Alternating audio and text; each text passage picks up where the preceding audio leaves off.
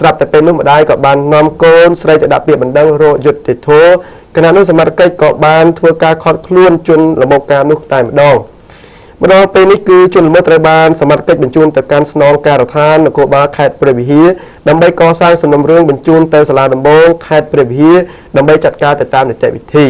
បាទនេះគឺករណីរំលោភនៅខេត្តព្រះវិហារត្រូវបានសមត្ថកិច្ចចាប់បញ្ជូនចូលពន្ធនាគារទៅហើយ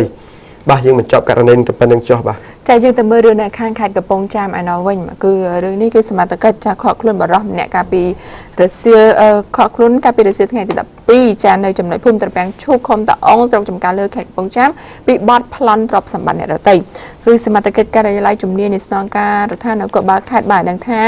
ជនដែលត្រូវចោទនោះឈ្មោះថាឆៃស្រៀនហៅលាក់ស្រៀនភេទប្រុសអាយុ19ឆ្នាំមានទីលំនៅនៅភូមិត្រពាំងឈូកឃុំតាអងស្រុកចំការលើខេត្តកំពង់ចាមជាប់ចោទពីបទប្លន់ទ្រព្យសម្បត្តិអ្នកដទៃ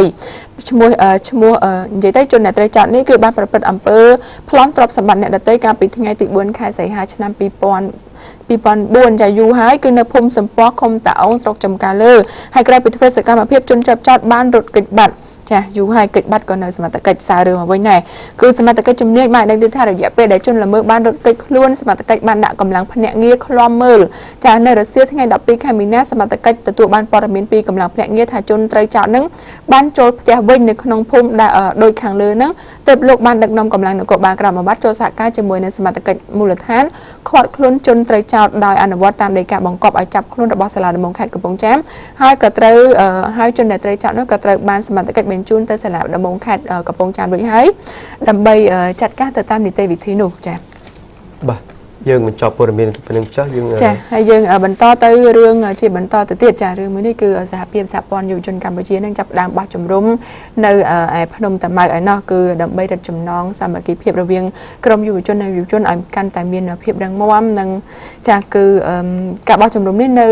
ជើងភ្នំតាម៉ៅនៅស្រុកបាទីហើយក៏មានការចូលរួមពីសហព័ន្ធខេត្តកណ្ដាលខេត្តកំពតព្រមទាំងមានការចូលរួមពីក្រមសហភាពសហព័ន្ធរបស់ខេត្ត2នៃប្រទេសវៀតណាមគឺខេត្តគៀនយ៉ាងនិងខេត្តអាំងយ៉ាងផងដែរ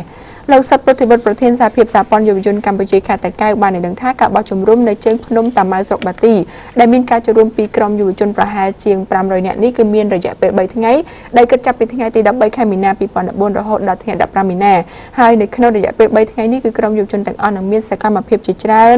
ដោយជាក្រុមយុវជនទាំងអស់នឹងនាំគ្នាដើរសម្ដែងទៅកាន់ផ្ទះរបស់ប្រជាពលរដ្ឋជួយធ្វើកិច្ចការផ្ទះដល់ពួកគាត់ជួយជួសជុលផ្ទះលាបចិញ្ចើមផ្ទះជាដើមហើយលោកក៏បានបន្តថាគោលបំណងនៃការបោះជំរំនេះគឺចង់ឲ្យក្រុមយុវជនទាំងអស់បានជួបជុំគ្នាចេះជួយទុកធរៈគ្នាទៅវិញទៅមកនិងដកបទពិសោធន៍គ្នាទៅវិញទៅមកហើយជាពិសេសទៅទៀតនោះគឺយើងចង់ឲ្យក្រុមយុវជនទាំងអស់ចេះបង្រួបបង្រួមគ្នាជាធ្លុងមួយដោយសុភាសិតបុរាណយើងតែងតែលើកឡើងថាចង្កឹះមួយបាច់គឺកាច់មិនបាក់ហើយ